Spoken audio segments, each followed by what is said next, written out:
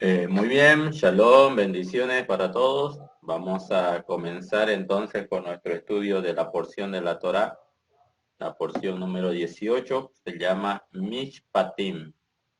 Hermano Edivardo, usted puede hacer la bendición para que demos inicio al estudio de esta noche, por favor. Sí, hermano, sí. Adelante.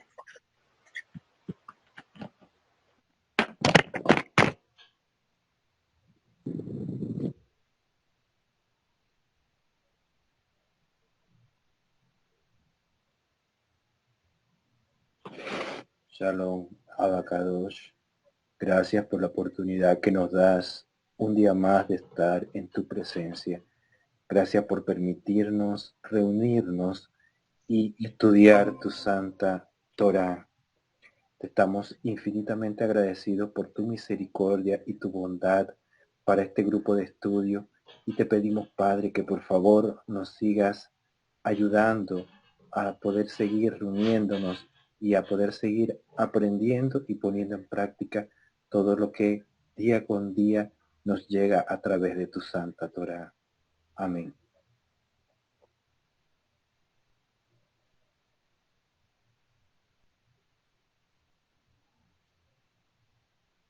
Muy bien, bueno, vamos a dar inicio entonces al estudio. Hoy estudiamos para Mishpatim. Significa estos son los juicios.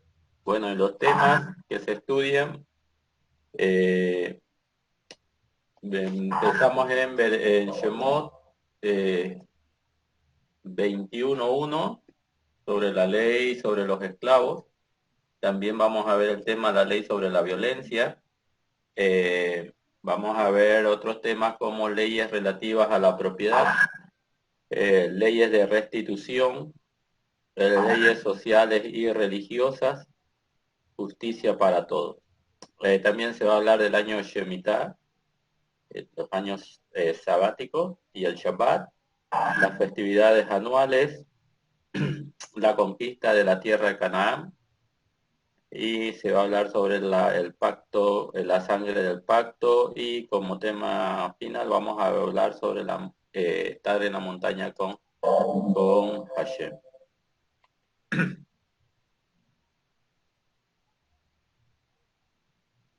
Entonces, estos son los temas. Antes de comenzar con la temática, vamos a hacer la bendición para la lectura de la Torah. Entonces, esta es la bendición. Hoy la voy a hacer la bendición. Voy a hacer la lectura también a la medida que vayan ingresando los demás aquí a ver. Baruch atah Adonai Eloheinu melech haolam asher bahar banu mikol ha'amim venatan lanu et torato. Baruch atah Adonai noten haTorah. Amén. Bendito seas tú, Adonai, nuestro Elohim, Rey del universo, quien nos elegiste de entre todos los pueblos y nos diste tu Torah. Bendito seas, oh Adonai, quien nos concediste la Torah. Bendito seas tú, oh Adonai, dador de la Torah. Amén. Bien, entonces hoy nos vamos a dirigir al texto. El texto comienza en Shemot capítulo 21.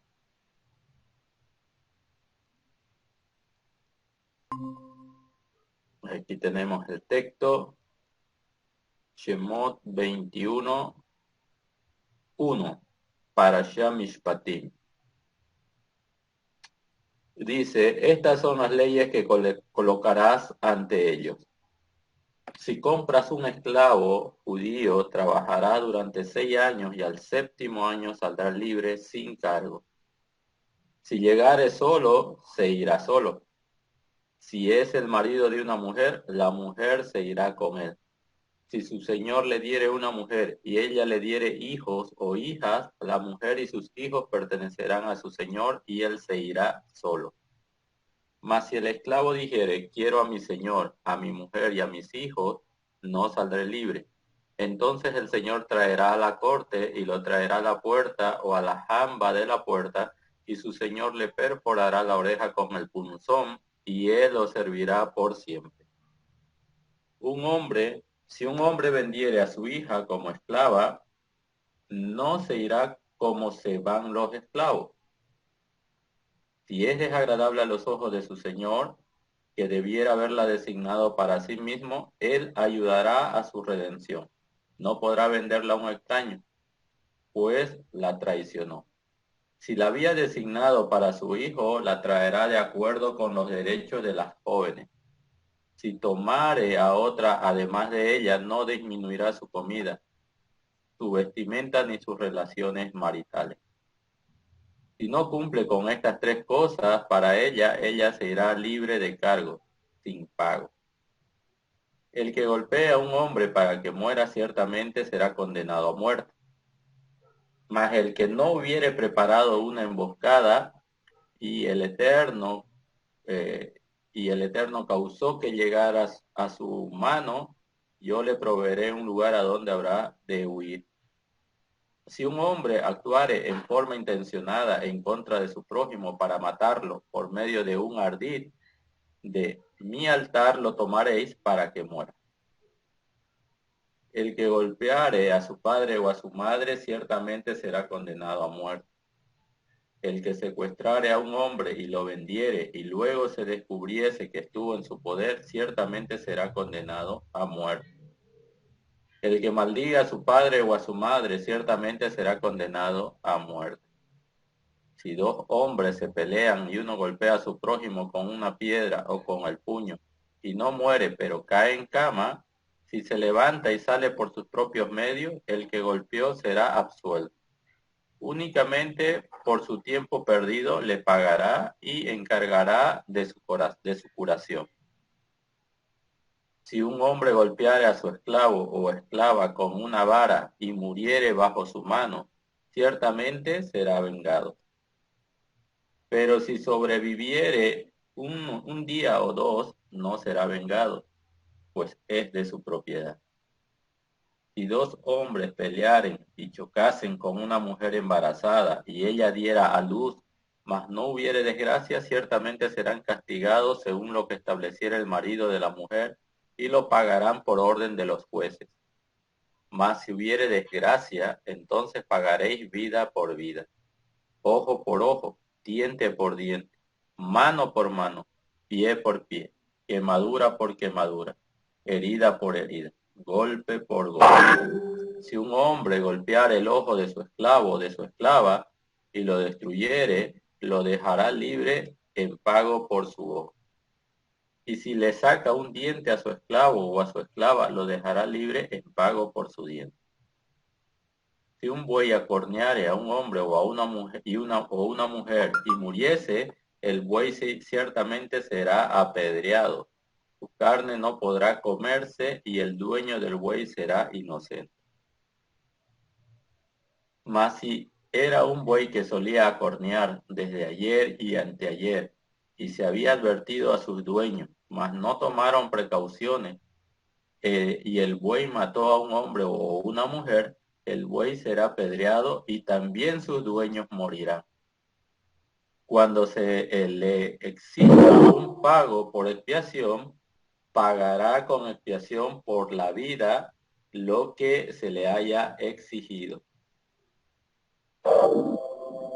Tanto si acornea a un varón como a una mujer, en conformidad con este juicio se le hará.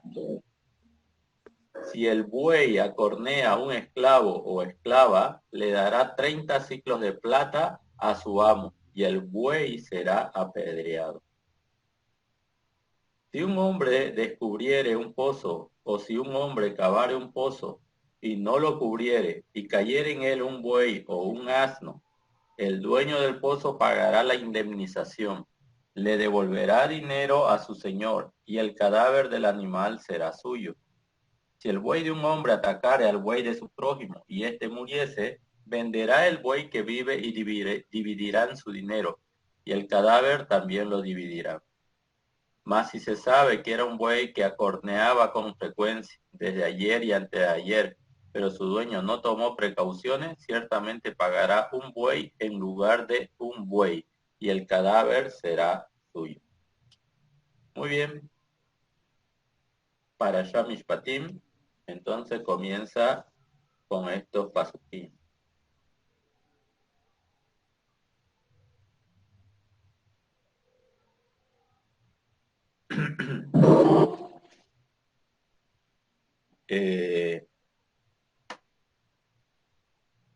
Aquí vemos, bueno, no sé, creo que siempre cuando llegamos a esta porción de la Torah hablamos un poco acerca de este tipo de leyes. En la Torah hay agrupaciones de leyes o hay términos que identifican ciertas leyes.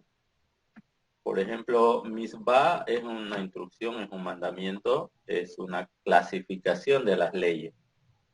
Otra clasificación de las leyes son precisamente mishpatim, mishpatim que significan juicios o regulaciones.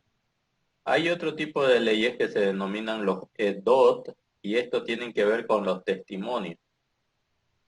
Y hay otro grupo de regulaciones que son, o leyes, que se denominan huk o hukim. Estas son decretos de Hashem, que generalmente escapan al razonamiento lógico para entenderlas. Simplemente las obedecemos porque eh, el Eterno así lo ha determinado.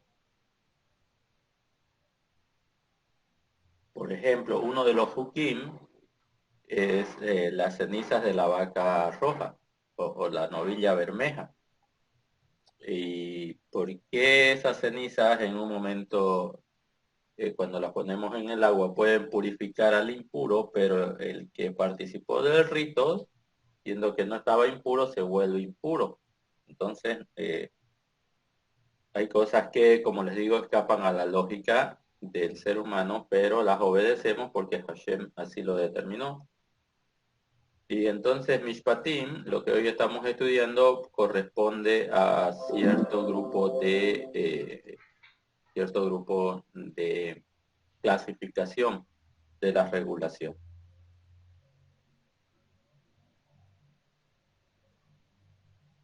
Hoy vamos a ver acerca de los Mishpatim. Mishpatim son leyes o regulaciones que van a tener obligación en comunidad, es decir, responsabilidad para poder conducirse dentro de una comunidad.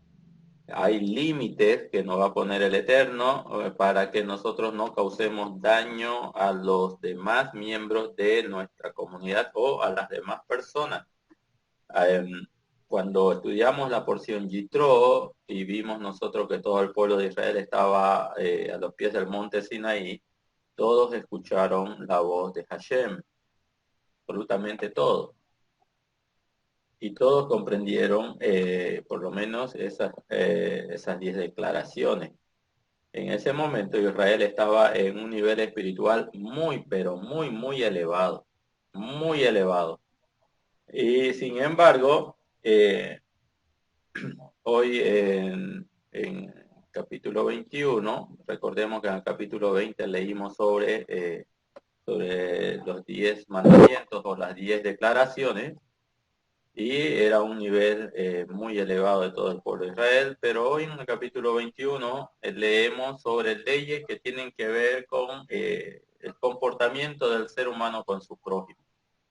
Entonces, ¿por qué el Eterno yuctapone o por qué la Torah yuctapone estos dos temas? El momento más elevado del pueblo de Israel, a la entrega de los 10 mandamientos, y ahora nos trae a situaciones cotidianas entre el campamento, entre los hijos de Israel, y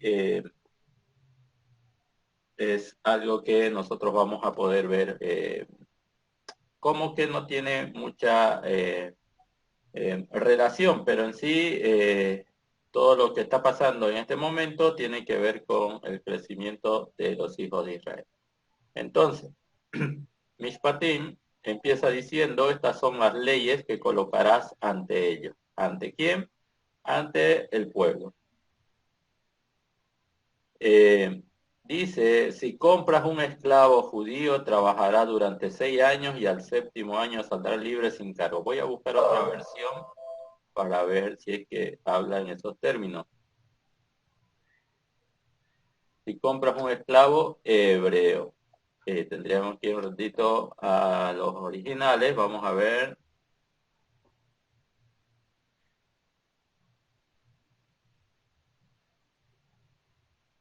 Evet.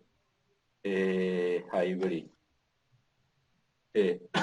Perdón. Hay que ingresar.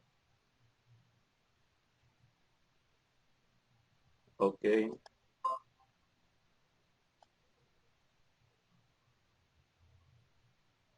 Evet. Hybrid.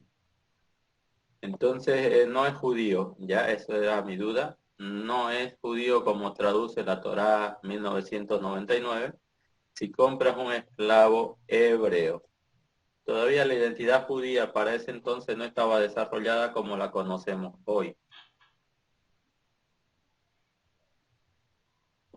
Pero el término que utiliza la Torá es: si compras un esclavo hebreo, trabajará durante 6 años y en el Sheba, en el séptimo año, saldrá libre y sin cargo. Es interesante este precepto porque, como dijimos, acabamos nosotros de pasar por una revelación tan importante como la que fue la revelación en el monte Sinaí. Y ahora estamos entre los mandamientos que se leyeron, o los primeros mandamientos que se leyeron en la entrega de los 10 mandamientos, encontramos uno que nos llama la atención y es el primer mandamiento. Fíjense cómo dice el primer mandamiento.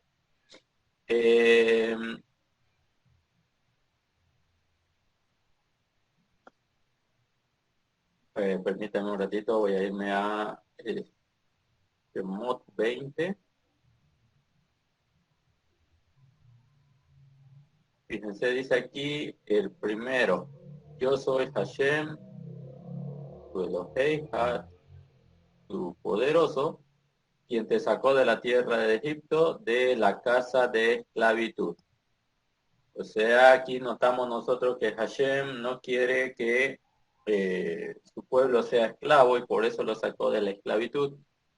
Pero, aunque no es una contradicción, pareciera que hay una paradoja aquí. El Eterno ahora empieza a hablar sobre la esclavitud. Aparentemente en el primero de los 10 mandamientos no quiere que ningún hebreo, o ningún israelita o ningún hijo de Israel sea esclavo, y sin embargo aquí da por sentado de que todavía hay esclavitud. Entonces dice: si compras un esclavo hebreo, trabajará durante 6 años y el séptimo año será libre y sin cargo. Si llegare solo, se irá, y si es el marido de una mujer, la mujer se irá con él. Bueno, aquí van a empezar algunas regulaciones con relación a cómo se les va a dar la libertad. Entonces, vamos a ir analizando este aspecto. ¿Por qué? Quisiera preguntar, ¿por qué creen que el Eterno en este pasaje habla acerca de la esclavitud? Si hace un momento, hace unas páginas atrás, Hashem había determinado de que no hay, o sea, que no quería que el pueblo de Israel fuese esclavo. ¿Y por qué justo ahora, cuando se tratan de las regulaciones que tienen que ver entre un hijo de Israel y otro, las primeras palabras que van a recibir son estas? Si compras un esclavo hebreo, ¿acaso el Eterno está a favor de la esclavitud? ¿O por qué creen que escribe estas palabras Hashem? ¿O por qué le manda Hashem a Moshe escribir estas palabras?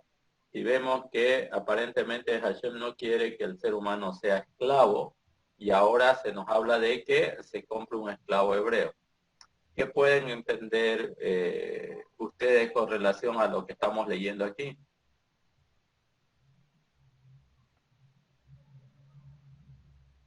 ¿Por qué, en otras palabras, por qué el Eterno regula sobre la esclavitud entre los hijos de Israel cuando aparentemente él está en contra de la esclavitud? ¿Qué es lo que está pasando? ¿Por qué regula esto? ¿Alguien que quisiera participar, dándonos una opinión?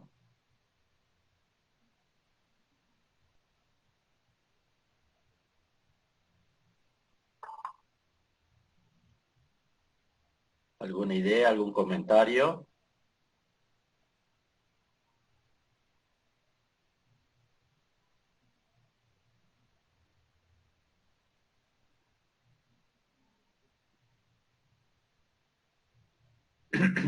Bueno, vamos a ir desarrollando entonces algunas ideas. ¿Cómo puede ser que alguien llegue a ser esclavo? Primero tenemos que indagar eso. ¿Cómo podemos llegar a comprender que una persona pueda llegar a ser esclavo? Recordemos que este pueblo que acaba de salir de Egipto tiene una vivencia. Ellos vienen de un contexto donde la esclavitud estaba permitida, hasta que Hashem interviene y los libera de la esclavitud. Aparentemente el mensaje es que ellos van a dejar de ser esclavos de los hombres, hablando de Israel, y ahora van a ser siervos de Hashem, van a ser servidores de Hashem. No van a servir a hombres, pero sí van a servir al Eterno. Sin embargo, aquí una de las primeras regulaciones dice si compras un esclavo hebreo. Entonces, ¿cómo es que una persona puede llegar a ser esclavo dentro del contexto de Israel? Es más, dentro de la comunidad de Israel, ¿cómo es que una persona puede llegar a ser esclavo? ¿Qué opinan ustedes?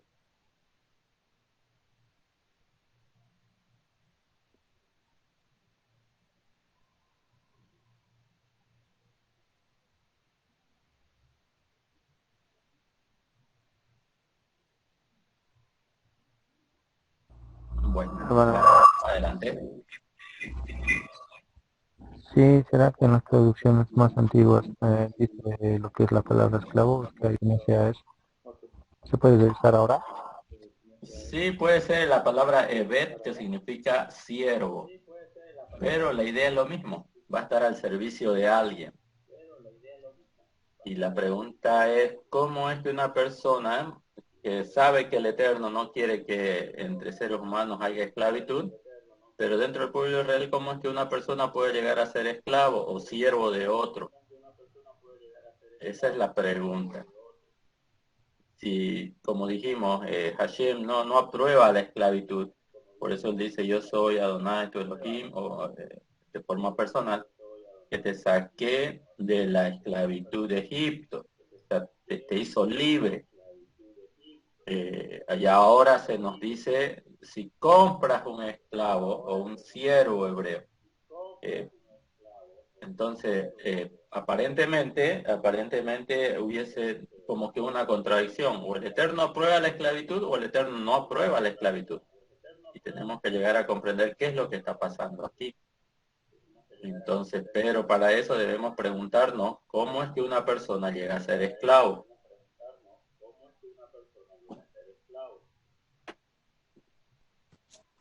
Shalom Alejem. Shalom, adelante hermano.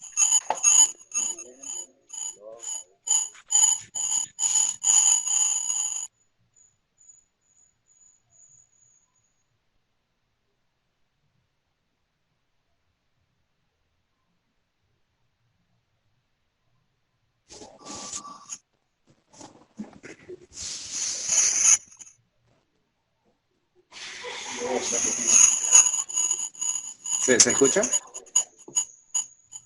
Se escucha, pero debe ser porque el hermano Daniel está un poquito cerca de usted. Tal vez si le baja un poquito de volumen el hermano Daniel, no va a acoplar. Hay como un acople, pero se escucha.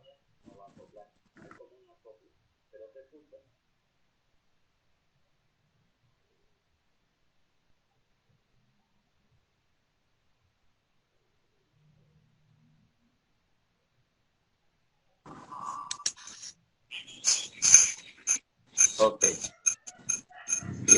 Vamos a solucionarle.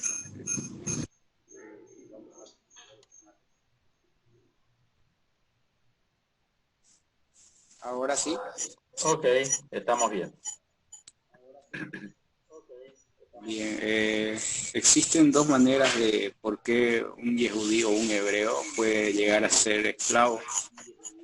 Y según los Jajamín, bueno, hay dos opciones. La primera es cuando está en un estado de pobreza alto, entonces para poder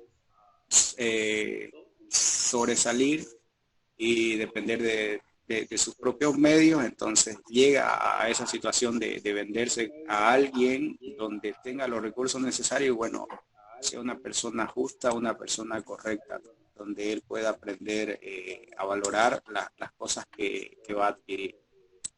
Esa es una opción y la otra es cuando una persona sustrajo algo que no era suyo y dentro del tribunal entonces llegaron, los jueces llegaron a determinar de que esa persona tendría que venderse como esclavo para poder reparar los daños causados, ya sea en forma material o económica. Entonces, para poder resarcir eso, entonces necesita trabajar para poder reponer él con su propio esfuerzo y con su propio trabajo. Entonces, esa era la otra manera de por qué habían este sistema de esclavitud, que más es como un siervo.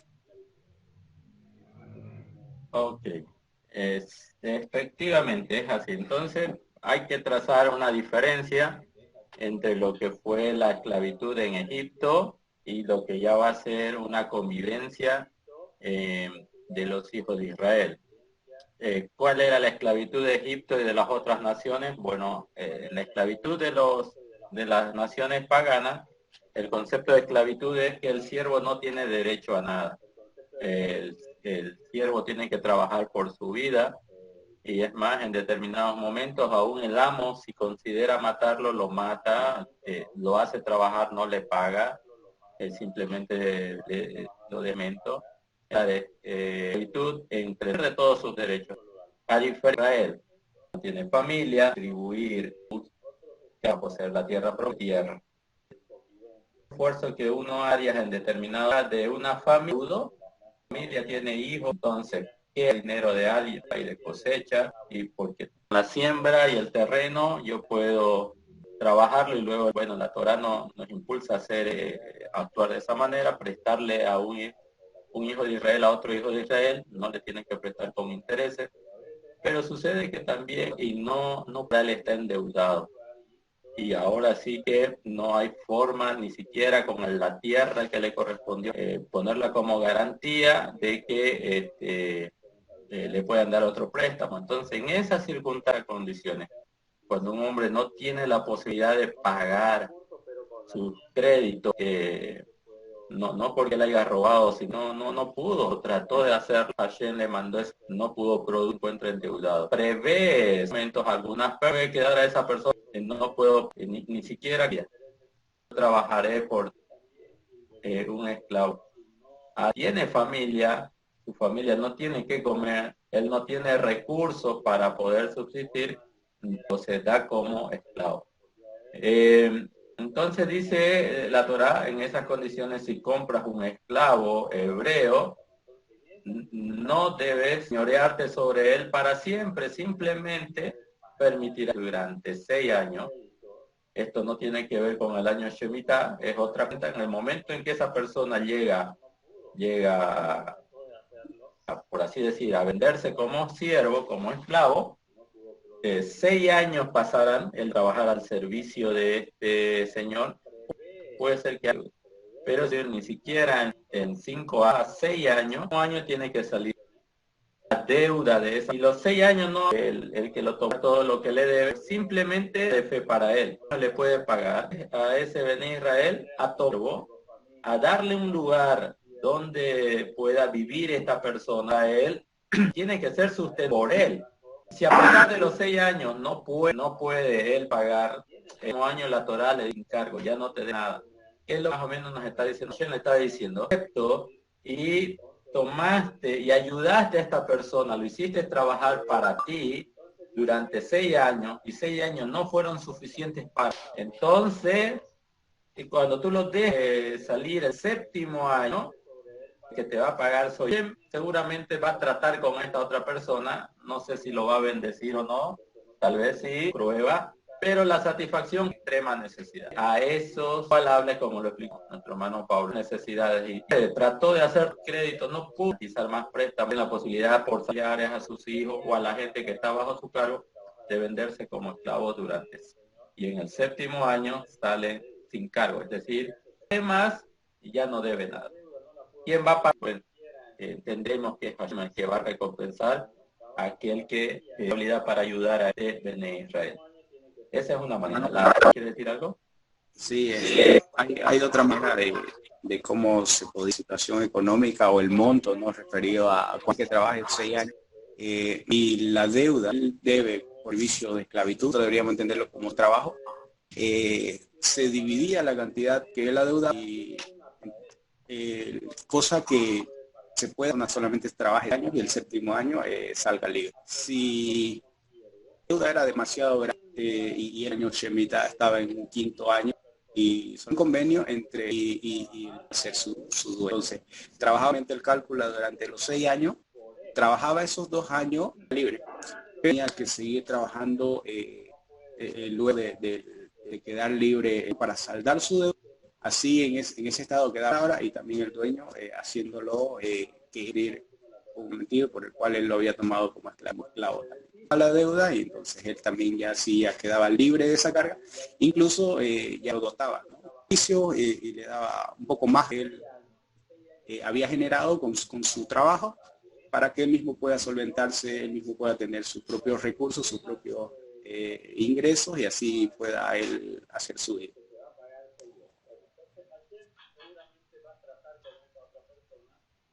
Muy bien. Bien. Y sigue normando aquí la Torá ya en el paso número 3. Aquí ya va a hablar de otros aspectos, por ejemplo, si la persona que quiere volverse un esclavo de otra viene solo, es decir, no tiene familia, y la persona de la comunidad analiza si puede recibirlo como su esclavo o como su siervo, porque recordemos que el que va a recibir a un siervo en su casa, en realidad se está adquiriendo mucha responsabilidad. Tiene por responsabilidad cuidar de su bienestar.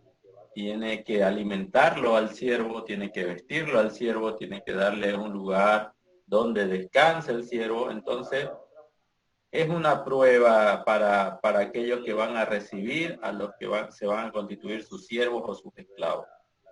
Más adelante van a decir, por lo menos Midrash lo cita y dice que el amo, el que tomaba por siervo a una persona, tenía que preocuparse primero por la alimentación del esclavo antes que por la alimentación propia. Es decir, él tiene que asegurarse que estos que son sus coterráneos, por así decir, no sufran. Por consiguiente, no cualquiera estaba en capacidad de aceptar que alguien sea su esclavo, porque si había una familia que tenía recursos limitados y no podía asumir a otra persona en el seno de su familia, alimentarlo, vestirlo, entonces se podía negar. Tendría que presentar su caso ante la corte y decirle, yo no puedo acceder a esto porque no estoy en capacidad de asumir esta otra responsabilidad. Porque también si se enferma, el que tiene que velar por su siervo es el amo. Entonces, se adquiría una gran responsabilidad al recibir un siervo. ¿Ya? Y en ese sentido, dice aquí, si llegare un hombre, y bueno, se entiende que el que lo va a recibir tiene las posibilidades de recibirlo, de cuidarlo, alimentarlo, velar por él también por su salud, llega solo, se convierte en un esclavo de su amo, entonces cumplidos los 6 años, se tiene que ir solo. Es decir, puede ser que en el interior, esto lo va a aclarar un poquito más adelante ya la Torá, si esta persona llegó soltero, pero formó familia siendo un esclavo dentro de la casa de su amo, cuando terminan los 6 años, este siervo sale solo. Su esposa y sus hijos que va a tener dentro de esa casa no le corresponden a él, sino a su amo, porque es el amo el que está invirtiendo en el bienestar de su esposa y de sus hijos. Es el que lo está alimentando y le está dando protección. Por consiguiente, el siervo que llega solo, sale solo. Y también dice aquí, si él es marido de una mujer, y es decir, esa familia llegó a constituirse en siervo de su amo, cumplidos los 6 años, entonces sale el marido y sale con su mujer. Y si llegaba solo, sale solo. Esto lo va a aclarar dentro de unos instantes la Torah, porque la Torah va detrás de la justicia, de lo que es justo. Ahora, dice el 4, si el Señor le diere una mujer y ella le diere hijos o hijas, esto es al siervo o al esclavo, la mujer y sus hijos pertenecerán a su Señor y él se irá solo. Y esto es por el hecho de que lo que decíamos, ¿no? Es el Señor de ese siervo el que está invirtiendo en cuidar a la esposa, en criar a los hijos, los recursos son de él. Entonces, la justicia, por un acto de justicia, el siervo no tiene posibilidades de sustentar una familia. Por consiguiente, la mujer y los hijos le van a corresponder al amo. Eso no es injusto, es totalmente justo. Entonces, es importante ver ese aspecto. ¿Ya? Veamos qué más dice. Mas si el esclavo dijere, quiero a mi señor, es decir, que su amo se portó muy bien, lo protegió, lo ayudó, también quiere a su mujer que le dio su amo y los hijos que tuvo él estando como siervo de su amo, y puede decir él, porque yo considero a mi señor como un padre y quiero estar con mi mujer y con mis hijos, entonces prefiero seguir siendo su esclavo. Encontré un hombre muy justo, me trata con respeto, entonces yo amo a mi mujer y a mis hijos, yo no quiero ser libre en estos 6 años, o en estos 7 años. Entonces dice que el Señor lo traerá al Beidim, a la corte, a la puerta o a la jamba de la puerta, y le van a perforar la oreja con el punzón, y él lo servirá por siempre. La Torah dice, efectivamente dice este término, por siempre, pero no es por siempre. Ya, no es que la Torah se contradice. A veces la Torah utiliza términos que son hebraísmos, y esto significa que durante los 6 años no quedará libre. Pueden venir los otros 6 años, tampoco quedar libre, pero cuando llegue el año Yobel, un año Yobel, que va a ser la agrupación de 7 años Shemitah, eso vamos a hablar más adelante, es decir, 49 años y llega el año 50, el año Yobel, ahí todos los esclavos son libres. Entonces, aquí el término en español que dice por siempre, en realidad significa que le va a ser su siervo, pero por un tiempo prolongado. Solo el año Yobel declarará que ese hombre, aún perforada su oreja, quedará libre. Pero el contexto interesante de todo esto, que es también justo, es que cuando el siervo que no tenía nada fue cuidado por su señor, aparte su señor lo ayuda a formar una familia, entonces él puede decidir y decir, bueno, la verdad, no encontré otra persona tan justa como esta, yo quiero servirle y además porque amo a mi esposa y a mis hijos. Entonces se queda como siervo, en calidad de siervo, sigue estando bajo la protección de su señor y sigue trabajando para él, pero solamente va a ser libre cuando venga el año Yobel. Eso vamos a hablar dentro de unos momentos.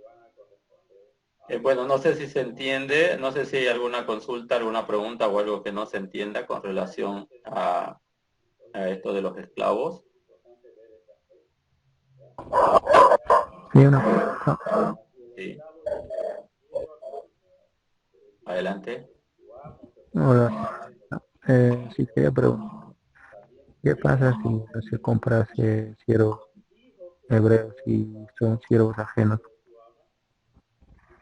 ¿Cómo no le entendí muy bien? ¿Cómo es la pregunta? que si la palabra especifica que si compras un siervo hebreo, dice, pero ¿qué pasa con aquellos hebreos que adquirían esclavos que no eran hebreos? O esclavas también pudiese ser. Ah, ya, claro, exactamente. Lo mismo va a pasar con el extranjero, pero el extranjero, a diferencia del Bene Israel, es que el extranjero eh, solamente va a ser libre en el año Yobel. ¿Por qué en el año Yobel tiene que ser libre? Porque Yobel va a estar relacionado con el año en que es el año de la remisión. Es decir, todo vuelve a su origen, a su estado natural. Y por eso es que en el año Yobel no se admite esclavitud. No se admite que hayan deudores, tampoco las deudas también se cancelan. Y esa sería la única condición para el extranjero. Ya, el extranjero solamente queda libre en el año Yobel. Lo que nosotros no debemos perder de vista es lo siguiente. Sea un natural de Israel o sea un extranjero, el que adquiere un siervo en Israel tiene que acordarse que ellos también o sus padres fueron esclavos en Egipto. No tienen que oprimir al extranjero. O sea, en otras palabras, un esclavo, ya sea extranjero o nativo de Israel, un israelita, tiene que tener respeto, tiene que ser sustentado, alimentado y protegido. Ese es el contexto de un esclavo en el contexto de Israel. Por ahí han dicho los sabios, el que adquiere un esclavo también adquiere un amo para sí. Y en este aspecto no hay diferencia en cuestión de extranjero o Bene Israel. Lo que sí, el Bene Israel solamente trabaja 6 años. Y el extranjero se va a someter al año de la Shemitah. Ahora, en el proceso el extranjero puede hacer el giur, puede convertirse y ya dejaría su estatus de extranjero como tal, sería un hijo de Israel. Pero vuelvo a reiterar, como dicen los sabios, el que adquiere un esclavo adquiere un amo para sí. O sea, ese es el concepto. Hay que tratar bien a las personas que están bajo tu techo. Si es que ellos vienen a parar bajo tu techo, bajo tu responsabilidad, es porque, bueno, Hashem lo determinó así. Y este tipo de esclavitud o este tipo de servidumbre está aprobado por la Torah, porque no podemos dejar nosotros que los hijos de Israel terminen siendo esclavos de extranjeros. Los extranjeros no se basan de acuerdo a la Torah y simplemente van a producir sufrimiento para un Bene Israel. En cambio, al interior del pueblo de Israel no, tienen protección, sustento, respeto, cuidado. Eso es lo diferente. Eso es lo diferente a la nación de Israel con relación a las otras naciones. Y es por eso que el extranjero que llega en esas condiciones, igual, comparte casi los mismos estándares, pero solamente queda libre en el año Yobel. El año Yobel, que es el año, la agrupación de 7 semanas de año. Okay. No sé si quedamos claros con eso.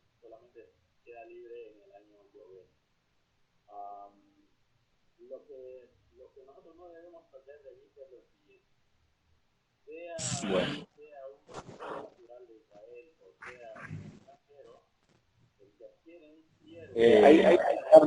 Que los hijos de Israel venían con una mentalidad de esclavitud, donde el esclavo no tenía derechos, lo único que tenía era obligaciones. Y bueno, para su amo en Egipto, ellos que eran esclavos, entonces entendían lo que sus amos hacían con ellos, ¿no? La opresión, incluso un esclavo no valía nada, o un hebreo en Egipto era considerado como nada, por eso lo ponían a trabajar en sus pirámide, en todos los proyectos y las construcciones que ellos tenían, y ponían a muchos esclavos a trabajar. Entonces la vida no era valorada en Egipto en ese sentido de esclavitud. Ahora la Torá viene y hace esta misma insinuación, porque ¿qué pasa? Yo tenía una mentalidad bastante limitada, y cuando la Torá viene a hablarle de esclavitud, entonces ellos directamente están trastornados, están con esa mentalidad y recuerdan las cosas vividas en Egipto. Entonces la Torá viene, y por eso viene a enmarcar de que van a haber esclavos dentro de la comunidad de Israel, para que entiendan cómo sucede, cómo debe actuar una persona en sentido de que está en dependencia de otra. Y esto es algo normal hoy en día, ¿no? Y es conocido ahora como trabajo, cuando es uno el jefe y el otro es el empleado. Es algo normal. Pero en ese entonces llegó a ser una revolución. ¿Por qué? Porque el sentido de un esclavo no era el mismo que tenía lo que habían conocido en Egipto, o incluso en otras nacionalidades, también en otras naciones. Entonces la Torá viene y enmarca en los derechos, la protección, el cuidado y todos los beneficios que tiene que tener un esclavo para aquel que lo está adquiriendo. Y el que tenía que asumir esa responsabilidad mínimamente tenía que ser un grande, un tzaddik que esté apegado a la Torá 100% para poder asumir ese compromiso, esa responsabilidad, y darle el ejemplo de vida que esta persona que está entrando a ser parte de él como esclavo, entonces no tiene un sentido de vida, no sabe cómo llevar su vida a cabo.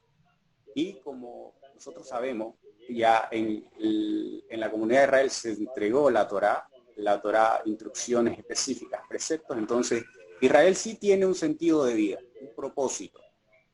Tiene que servir a Hashem, tiene que perfeccionar sus midos, sus cualidades, tiene que ser de bendición para los demás, tiene que sobresalir para poder darle el honor a Hashem. Entonces, todo este tema de esclavitud mental tiene que sacarlo el Eterno de los hijos de Israel. Y la forma de hacerlo era a través de estas situaciones que ponía Hashem, donde unos son los amos y otros son los esclavos. Pero, imagínense, no habían pasado ni muchas semanas en las cuales ellos habían salido de Egipto. Entonces, que le venga Moshe a dar estas instrucciones específicas del Eterno: cuando ustedes tengan un esclavo, no lo traten de la manera como ustedes vivieron, experimentaron en Egipto. ¿Qué es lo más normal que le pasa a una persona cuando ha estado en la esclavitud? Es querer hacer lo mismo que a él le pasó, hacerlo con esa persona. Y sentir ese provecho o esa superioridad, ese orgullo, de lo que pudo sentir su amo en Egipto, por ejemplo. Entonces la Torá viene a decir: no, ustedes van a andar sobre mis ordenanzas, sobre mi mishpatim, estos decretos civiles, donde ustedes se van a preocupar por su hermano y van a ser empáticos, se van a poner al lugar de ellos y van a ayudar a que él se levante, a que él crezca, a que él entienda lo que es la vida. Y por eso se dan estas normas, estas regulaciones para estos esclavos hebreos. Entonces, la Torá viene a poder romper toda esa mentalidad que ellos habían vivido en Egipto en tema de esclavitud. Bueno, los ajamín han dicho, ¿no? Más les costó a los en Israel salir mentalmente de Egipto que físicamente. Entonces, contrarrestando eso, el Eterno viene y dice: entonces voy a empezar con eso, voy a romper con esto, dándole estas ordenanzas específicas para que ellos rompan con eso y aprendan a ser libres verdaderamente. Entiendan cómo me deben servir a mí, con una mentalidad de libertad, donde ellos tengan criterios propios y puedan formar sus ideas, sus decisiones, y así emprendan a honrar mi nombre, y verdaderamente cuando las demás naciones los vean, entiendan quién es Hashem, incluso las naciones digan: verdaderamente este pueblo entiende, tiene leyes muy importantes, y verdaderamente su Elohim es muy sabio. Entonces ese es el de Hashem, de traer estas situaciones con el tema de la esclavitud. Como dije, hoy en día es como la relación que uno tiene entre un... Muy bien. Muy bien. Bueno, aquí en el Pasuk 6, asunto interesante, dice entonces lo traerá a la corte. Sí, sí, hermano, ¿quiere decir algo? Sí, quisiera un poquito más preguntar acerca de esta Mispatín. ¿Quiénes eran los que vendían los esclavos? O sea, cuando un hebreo compraba, lo hacía frente al Beidín, frente al tribunal, o se podía comprar y vender entre hebreos. Y la otra pregunta era si se pueden revender. Y 4 años, después de los 4 años, yo no he podido, digamos, si lo he vuelto a revender. ¿Se permitía eso? Y si lo he vuelto a revender, tenía que hacer otros 6 años de servicio para la persona nueva o se sumaban ya sus años de trabajo que ha hecho conmigo para que después pueda trabajar menos años con la persona a la que le estoy vendiendo. Esas dos preguntas. Claro, bueno, hay que entender el espíritu de la Torá, ¿no? Para poder comprender una respuesta un poquito que se adecue a lo que estamos leyendo. El espíritu de la Torá es protección del esclavo. ¿Cómo se vuelve una persona esclava? Por necesidad. No es que alguien lo compra o es que se pueda vender un esclavo. No, o sea, es un acto de justicia. Es darle abrigo a una persona que no tiene posibilidades de subsistir por sí misma. Entonces, no es que se compra esclavo, no se venden esclavos. Sí, o sea, sí la Torah va a permitir en determinados casos que eso se haga, pero no es el espíritu de la Torah. El espíritu de la Torah es cuando alguien, ya sea que debe dinero y no puede pagar, hay que ayudarlo. O sea, la dignidad de esa persona hay que ayudarlo. Fíjense, vamos a ver un ratito lo de la Haftará en Jeremías. El Eterno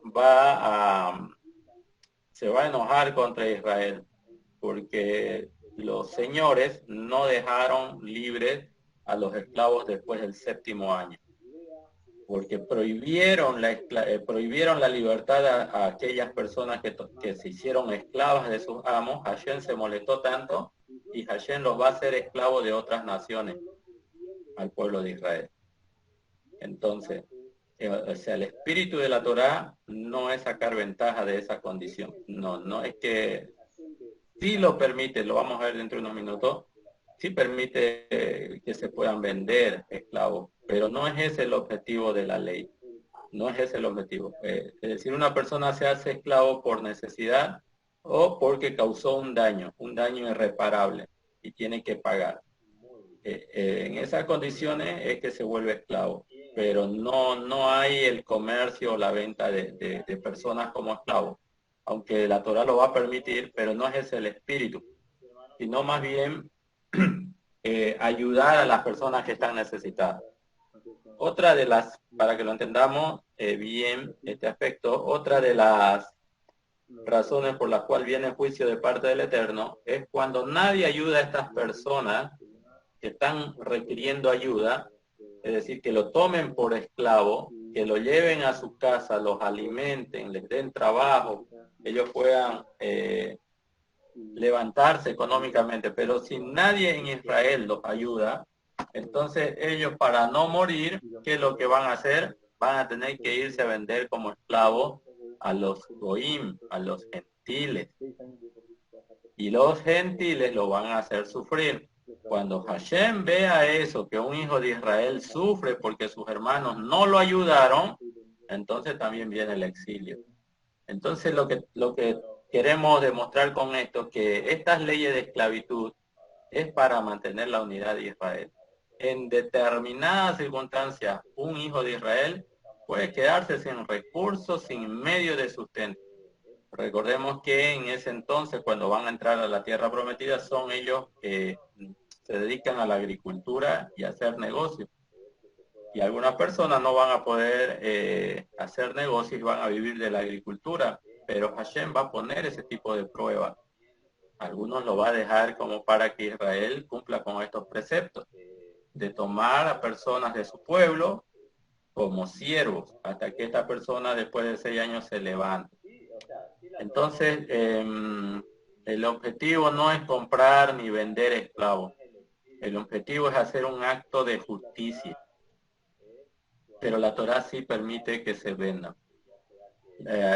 Ahorita quería ver ese aspecto, está un poco más abajo, pero aparentemente la Torá sí permite que se venda, pero ya es un caso extremo y no debería llegarse a esos niveles. Fíjense aquí en el pasuk número 6, dice, entonces el Señor traerá la corte y lo traerá a la puerta o a la jamba de la puerta, y su Señor le perforará la oreja con el punzón, y él lo servirá por siempre. Dijimos que por siempre es hasta el año llover. Perdón.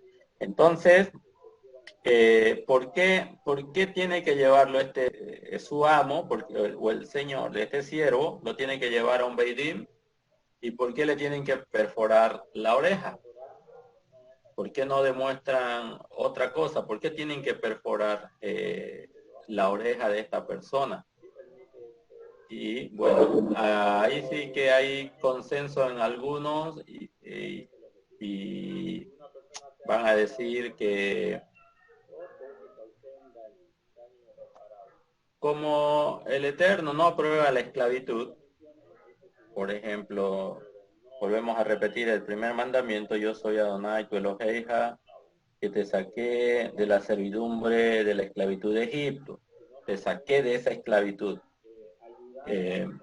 O sea, Hashem no aprueba la esclavitud, no aprueba que una persona no se desarrolle espiritualmente directamente con Hashem. O sea, todo ser humano tiene que aprender a desarrollarse en este mundo buscando la asistencia del Eterno.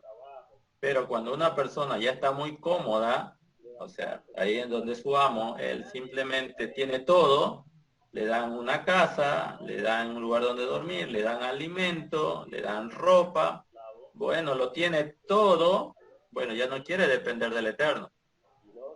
Y él prefiere depender de su Señor. Entonces, en ese aspecto, el que escuchó los 10 mandamientos en el monte Sinaí, donde el Eterno manifiesta el primero de los 10 mandamientos, cuando dice que te saqué de la esclavitud de Egipto, dando a entender que no aprueba la esclavitud, pero aún así este hombre quiere seguir siendo un esclavo de su Señor. Entonces, como él escuchó el primer mandamiento y Hashem está en desacuerdo con la esclavitud, pero este hombre quiere por su propia voluntad seguir siendo esclavo, entonces le van a perforar la oreja. Porque a pesar que con ese miembro él escuchó que Hashem no quiere que sean esclavos, él aún decide ser esclavo de su Señor por el confort que adquirió. Entonces, por eso se le va a manifestar esa señal. Va a ir a la corte, el amo le va a decir, mire, aquí está mi siervo, él ya cumplió los 6 años, pero él quiere seguir trabajando conmigo. Y a la verdad yo también me llevo bien con él. Y él quiere seguir trabajando conmigo. Y bueno, entonces, pero él ya tiene que salir libre. Le preguntan a él, ¿quiere seguir libre o quiere seguir siendo esclavo de tu señor? Yo estoy bien con mi señor, entonces yo voy a seguir siendo su esclavo. Muy bien. Tú escuchaste en el monte de Sinaí que Hashem no aprueba la esclavitud, pero tú quieres seguir siendo esclavo, pues vamos a tener que perforar tu oreja, porque con eso escuchaste la voz de Hashem, pero aún así tu determinación es seguir siendo esclavo. Entonces le perforan la oreja y eso queda como señal de que su señor no se está aprovechando de este varón, sino que este varón ha ido a testificar a una corte para seguir siendo esclavo. Bueno, ¿por qué? Porque su señor es muy sadí, es un hombre muy correcto, es un hombre muy justo. Y bueno, un ejemplo de eso lo vamos a ver en Abraham y todos aquellos que decidieron estar con Abraham. Todos esos conversos que adquirió Abraham, quisieron estar con Abraham y lo seguían por todas partes porque Abraham era una luz para ellos. Y eso puede llegar a pasar. Personas que reconozcan a los sadikim y quieran estar muy cerca de ellos. Pero la Torah no aprueba la esclavitud. Bien, aquí ahora viene el aspecto de la venta de los esclavos. A continuación dice, perdón, si un hombre, o sea, este hombre que es esclavo o libre, vendiera a su hija como esclava, Bueno, este hombre, el padre de su hija, la vende como esclava. Como esclava, ¿por qué la vende? Por necesidad. La hija obviamente tiene que estar de acuerdo con eso, con lo que su padre quiere hacer. Bueno, el padre la vende como esclava, es decir, tienen alguna deuda o quieren pagar algo. Cuando se cumplan los 6 años, esta esclava no se irá como se van los esclavos. En el caso de una mujer es diferente. Dice, si no le agradó a los ojos de su señor, es decir, si su señor no la toma por esposa, porque debería haberla designado para sí mismo, o sea, pero él no quiere casarse con ella, la puede redimir, es decir, alguien puede pagar un precio por ella y redimirla, pero no la podrá vender a un extraño, pues él no la quiso tomar por esposa. Entonces, él no se puede deshacer de esta muchacha que fue vendida por su padre, se la vendieron a él, pero él no la ve con buenos ojos para casarse. Sin embargo, como la aceptó como su esclava, él puede esperar que alguien venga y la redima, alguien dé un precio por la sierva, pero él no la puede vender a un extraño, por cuanto él no le quiso dar el estatus de esposo. No puede hacer esa maldad. Entonces, dice, si la había designado para su hijo, la traerá de acuerdo con los derechos de las jóvenes. Se tomará a otra además de ella y le tiene que dar alimento, vestimenta y también tienen que cumplir con el deber conyugal. ¿Qué es lo que nos quiere decir acá? Si este hombre vende a su hija a este señor, pero este señor se la entrega a su hijo, y entonces su hijo la va a tratar como si fuera su esposa. Pero si además su hijo tomare a otra mujer, no le puede quitar la comida a esta esclava, no le puede quitarla porque es su esposa. No la puede dejar sin comer ni sin vestido, y también debe cumplir el deber conyugal. Es decir, si está en condiciones de procrear con ella, tiene que procrear hijos. Ahora, si el hijo no quiere cumplir con estas 3 cosas para con esta esclava, entonces ella ya queda libre y sin cargo. Es decir, el padre vende a una mujer para que sea esclava, pero el dueño no la quiere como esposa, sino que se la entrega a su hijo. Su hijo la va a tomar como su esposa, pero además su hijo quiere otra mujer.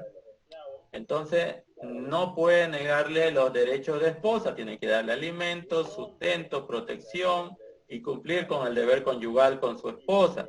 Pero si no le dan la comida, ni la vestimenta, ni el deber conyugal, quiere decir que ni el padre ni el hijo tienen por qué tenerla ella como esclava, y entonces en ese momento ella queda libre. Eso es en el caso de una mujer. Entonces vemos que es un poquito diferente a la condición de un varón. En otras palabras, si se venden como esclava a una mujer, o una mujer llega a ser esclava y no le quieren dar vestimenta, comida, ni la quieren tomar por su esposa, entonces no tiene sentido que continúe en ese estatus, tienen que dejarla ir libre. Y es eso lo que establece la Torá, porque eso también es justo. Ya, eso es justo. Bueno, hasta aquí un poquito hemos visto las leyes sobre los esclavos. Como ustedes pueden ver, evidentemente se puede en determinados casos, como en este, vender a una persona israelita, vender en el sentido de esclavo. La Torá no quiere eso, o sea, no es el espíritu de la Torá, pero se permite. No es el espíritu de la Torá que haya comercio de personas, eso es evidente. No es el espíritu de la Torá. Ok, no sé si hay preguntas con relación a la esclava. Hermano, y sea, para las naciones no aplica esto, salvo que sea de Israel.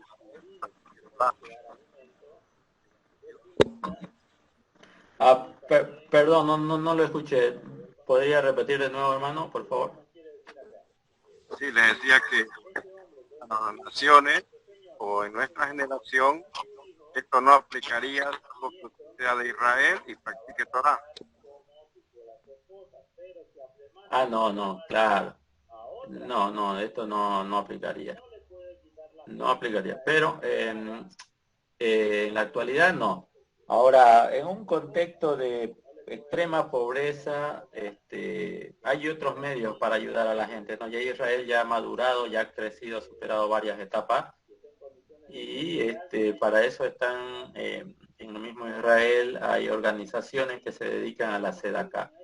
Cuando esto pasa, obviamente esto ya se podría considerar que en la mentalidad está superado, pero eventualmente, después de una guerra, no sé, después de alguna situación difícil, donde no haya muchos recursos, muchas personas puedan optar esta opción. En la actualidad, obviamente no.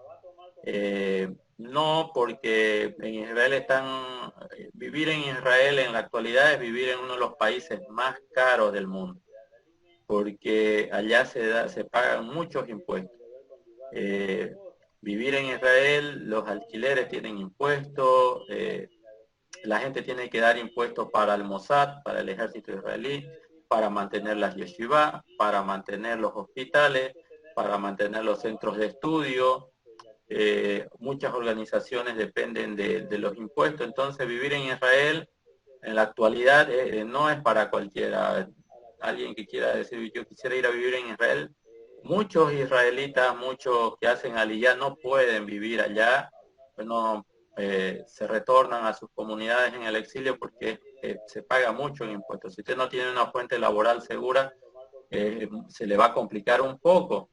Pero dentro de esa estructura del pueblo de Israel, en Israel se asisten a los ancianos, a las viudas, se asisten a los huérfanos, a las personas que quedaron lisiadas en el ejército, se paga a los rabinos, se sustenta a los rabinos, las casas de estudio, los colegios, la educación es muy buena, todo es gratuita, ya hay también obviamente educación que uno tiene que pagar, pero en la actualidad, si una persona llegaría a estar muy necesitada, no necesita venderse, sino simplemente presentar su caso ante, no sé, la asistencia social o los que manejan la tzedakah. Ellos se encargan de asistir a las personas. Pero no era el caso, ¿no? No era el caso cuando Israel recién tenía que hacer guerra, hacer escapar a las 7 naciones, hacer huir a las 7 naciones de Israel y empezar de cero. Eran otras condiciones, eran otras situaciones. Hoy en la actualidad están organizados, todas las naciones están organizadas, en nuestra nación también hay organismos, pero a veces la cultura de las naciones está un poco más sometida a la corrupción. En Israel se trata de establecer la ayuda a los necesitados.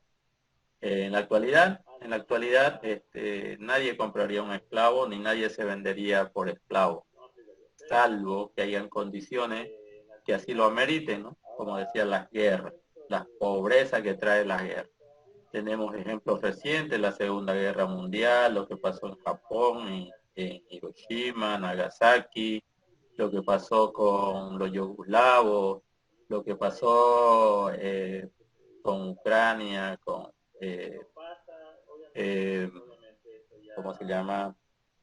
Bueno, no recuerdo ahorita muy bien la nación que tiene problemas con la Unión Soviética. Fueron momentos de mucha pobreza. La guerra trae pobreza al determinado lugar. Pero en la actualidad Israel ni en ninguna parte del mundo veríamos esto, ¿no? De que se vendan y se compren personas para ser esclavos. El caso coyuntural en este momento, bueno, ellos venían de una cultura esclavista, su forma de desenvolverse era en esos términos, Y entonces con el transcurso de la historia ellos han podido ir superando estas etapas. Ok.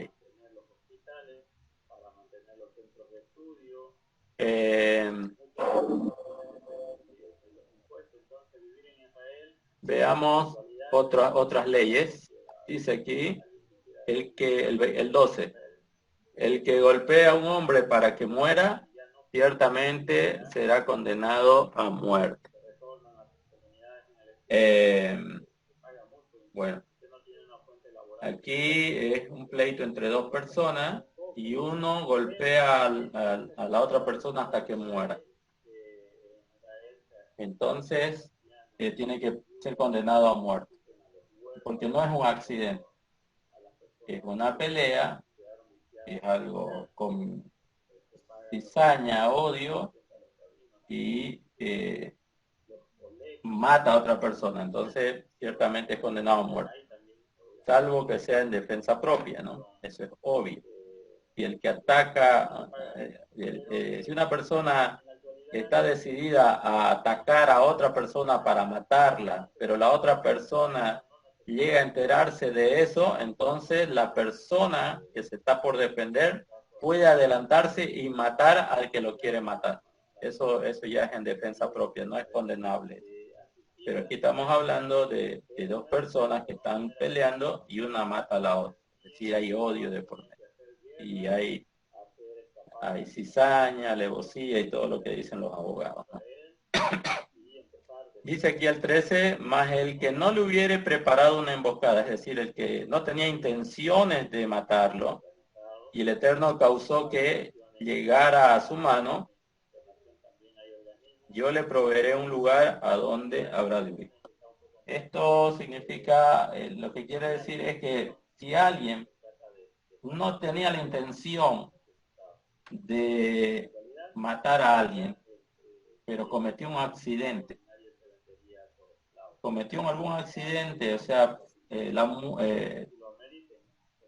no sé si fue el auto, si fue en el trabajo, un martillo que se le escapó de la mano y mató a otra persona. Si no hubo intención, o sea, si no se consumó el asesinato, porque no lo preparó, no lo planificó, entonces esa persona, a pesar de que lo hizo sin intención, tiene cierto grado de culpa por ser negligente, pero no se lo puede matar, sino que tiene que huir. Y bueno, aquí dice que el Eterno va a proveer un lugar a donde habrá de vivir. Estas son las casas de refugio que se van a estudiar en el libro de Vaikra, de Levítico. En otras palabras, si alguien mata a una persona por accidente a una casa de refugio, y en esa casa de refugio los familiares del occiso, del muerto, no podrían cobrar venganza. Llegó a un límite de protección del Eterno, así que no lo puede matar. ¿Por qué no se declara aquí la muerte como en el anterior caso? Porque fue sin intención. No hubo la intención de matar a otra persona. No se planificó la muerte de esa persona. Fue accidental. O el Eterno así lo permite. El 14 dice, si un hombre actuara en forma intencionada en contra de su prójimo para matarlo por medio de un ardid, de mi altar lo tomaréis para que muera.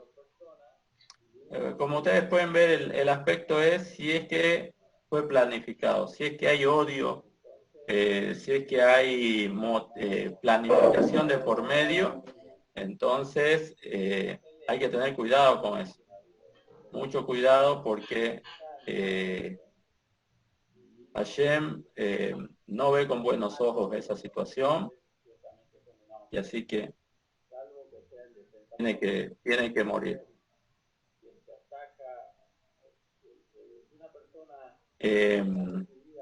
Veamos otro aspecto. Dice el que golpeara a su padre. Bueno, antes de pasar al 15, entonces vemos acá. El asunto es si es que hay intención de matar, de matar a una persona. Ya, eso es lo que tenemos que juzgar.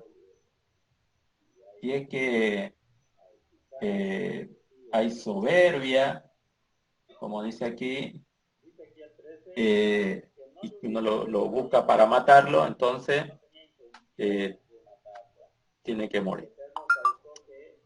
Bien. El 15 dice, el que golpeare a su padre o a su madre ciertamente será condenado a muerte. Bueno, esto tiene que ver mucho con el honrar al padre y a la madre. Y obviamente el que levanta la mano contra su padre o contra su madre, tiene que morir. Esas son leyes de un pueblo santo, tiene que morir. Hay que tener mucho cuidado con esos niveles, ¿no? Ahora, si un hijo llega a estos niveles de golpear a su padre y a su madre, evidentemente la culpa no es totalmente del hijo, ¿no? O sea que los padres no supieron educar a su hijo. Y su hijo llegó no solamente a gritarles, a faltarles al respeto, sino que en un momento a golpearles. Pero está prohibido golpear al padre o a la madre. Eso es pena de muerte. Pared. No pueden vivir en la comunidad de Israel. Luego dice, el que maldiga a su padre o a su madre ciertamente será condenado a muerte. Y esto también tiene que ver con la contraposición a honrar a padre y madre. Si la Torá nos dice que debemos respetar a nuestro padre y a nuestra madre, entonces el que no lo respeta con maldición a su padre o a su madre, en realidad es una falta terrible. Es pena de muerte. Dice luego, si dos hombres se pelean y uno golpea a su prójimo con una piedra o con el puño y no muere pero cae en cama, este aspecto es interesante. Pelean, pero en la pelea no mueren, sino que uno cae en cama, queda impedido. Si se levanta y sale por sus propios medios, el que golpeó será absuelto. Únicamente por su tiempo perdido, es decir, por el tiempo en que no pudo trabajar ni ganarse el sustento la persona golpeada, se encargará de su curación. Por eso, o sea, si alguien golpea a una persona y esta persona cae en cama, pero luego se levanta por sus propios medios, entonces el agresor tiene que pagar por el tiempo perdido, lo tiene que indemnizar por el tiempo que no pudo trabajar, y ahí ya los jueces van a determinar. Mira, tuvo una semana en el hospital, y en una semana él ganaba tanto. Entonces, eso es lo que le tiene que indemnizar la persona que le privó de trabajar esa semana, y además tiene que pagar toda la curación. Pero quedará absuelto. Ahora, si un hombre golpeare a su esclavo o a su esclava con una vara y muriere bajo su mano, ciertamente será vengado, es decir, tiene que morir. Los familiares de tal persona lo pueden matar al hombre que golpeare a su esclavo. Pero si sobreviviere un día o dos, no será vengado, pues es de su propiedad. Si dos hombres pelearen y chocasen con una mujer embarazada y ella diera luz, mas no hubiere desgracia, ciertamente serán castigados según lo que estableciere el marido de la mujer, y lo pagarán por orden de los jueces. Ok, esto es interesante. En una pelea, dos personas están peleando y golpean a una mujer, pero la mujer está embarazada. Ella, a pesar de eso, pudo dar a luz y no hubo una desgracia, es decir, el niño nació bien, no le pasó nada a la mujer, sino el golpe que recibió.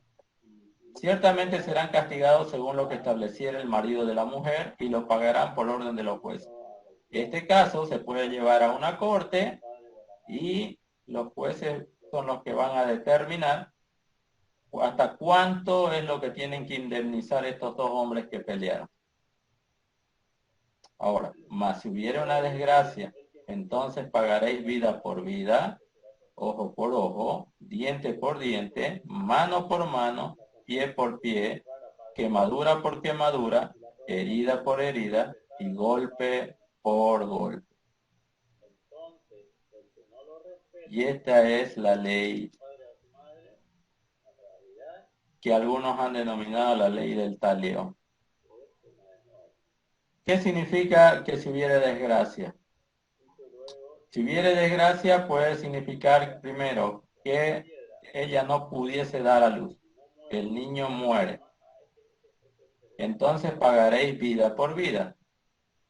Aquí hay un aspecto que tenemos que, bueno, los que son abogados seguramente se van a dar cuenta muy bien, los que saben de leyes.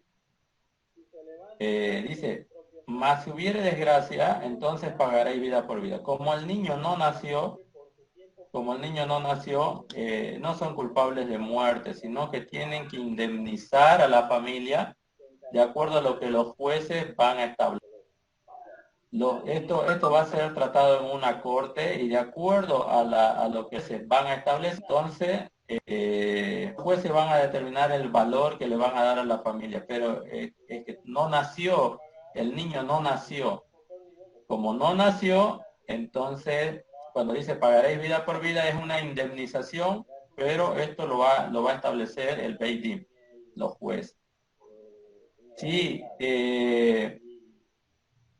si fuese que lastimaron a la esposa o a la mujer embarazada y perdió un ojo la señora en esta pelea, que ella no tenía nada que ver y pierde un ojo, o pierde un diente, o pierde una mano, o pierde un pie, o la queman, o tiene una herida, o un golpe, igual, tienen que indemnizar. Los jueces van a determinar, mira, perdió un ojo, no significa que le tenemos que sacar los ojos a estos dos hombres.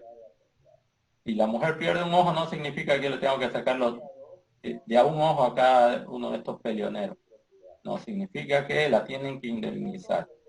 Cada miembro del cuerpo tiene un rango de valor de acuerdo a la utilidad de ese miembro que poseemos todos y de acuerdo a lo que establezcan los jueces, si le privaron de la vista de un ojo, tienen que pagar, tienen que indemnizar lo que determinen los jueces. Si, por ejemplo, el ojo le era muy útil a la señora para desarrollar algunos trabajos y ahora ya no se va a poder ganar el sustento, entonces la indemnización va a ser mucho más elevada. Lo mismo, si pierde un diente, hay un valor que tienen que pagar por la pérdida de un diente y por el perjuicio que le pueda traer el perder un diente. Si pierden una mano y esta persona necesita su mano para ganarse el sustento, entonces la indemnización la van a establecer considerando todos esos aspectos los jueces. Si pierde un pie, lo mismo. Las quemaduras o las heridas o los golpes. Entonces, aquí la Torah lo que no está diciendo es, bueno, me sacaron un ojo, yo tengo que sacarles de a un ojo. Perdí un diente, yo tengo que sacarles de a un diente. No, no quiere decir eso. Me quebraron una pierna o me amputaron una pierna, entonces yo tengo que amputarles también la pierna. No, no quiere decir eso. Sino que hay escalas de valores que se tienen que indemnizar, son partes del cuerpo, y de acuerdo a la utilidad que tenga la persona para ganarse el sustento, ya los jueces van a determinar una indemnización. Así que hay que tener mucho cuidado. Ahora, este aspecto de entonces pagaréis vida por vida. Si la vida es de la esposa, si la madre muere y el niño muere, ya estamos hablando de una persona que está viva, ahí sí estos hombres van a ser condenados a muerte.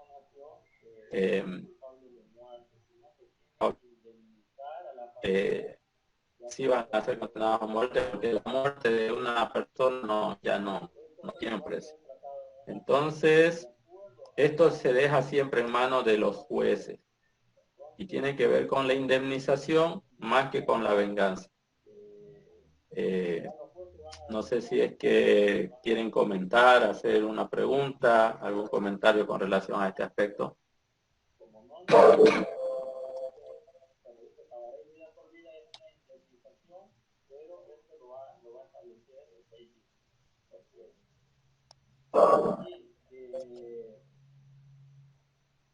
Ok.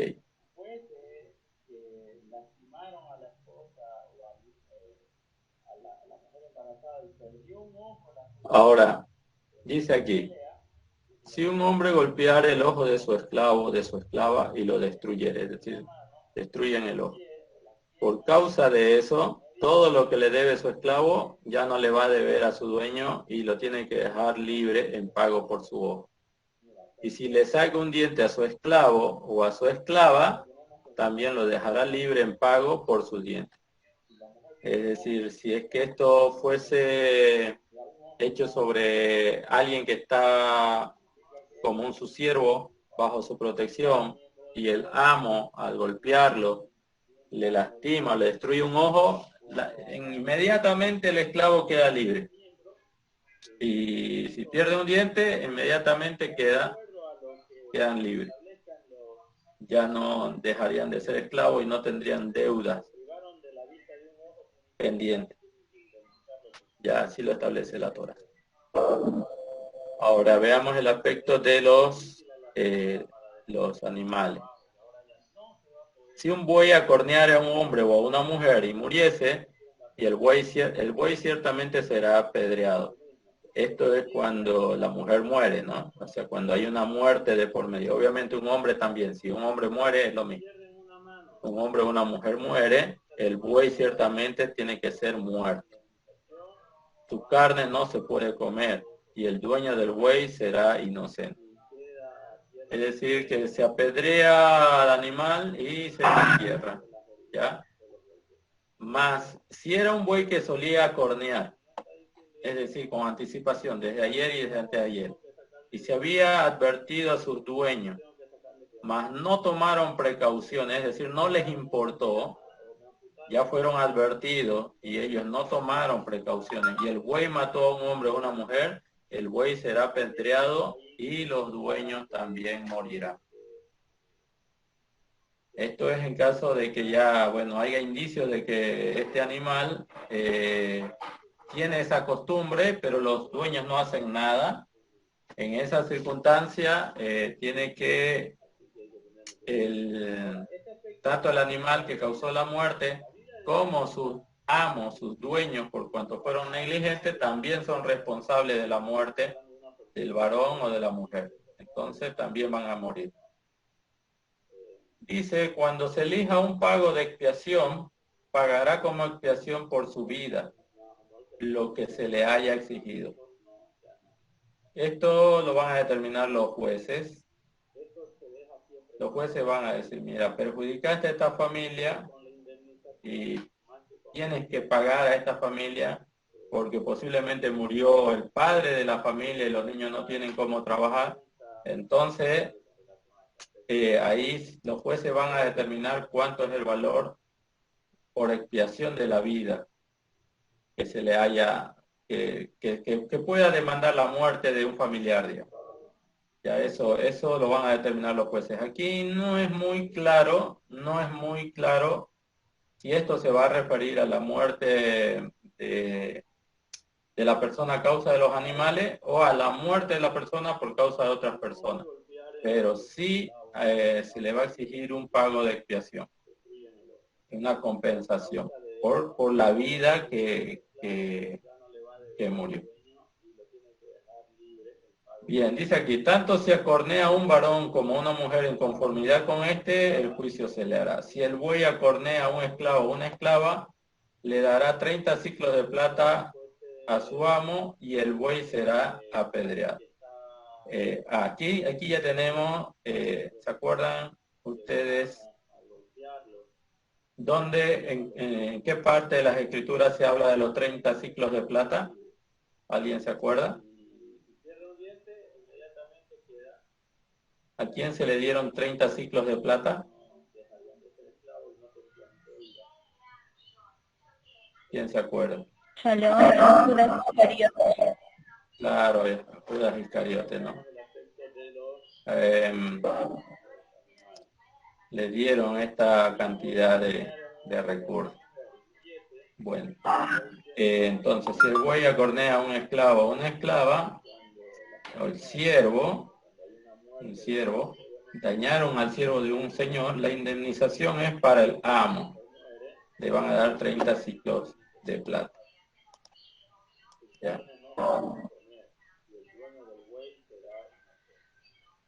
Ok. Bien, vamos a terminar un ratito con esto.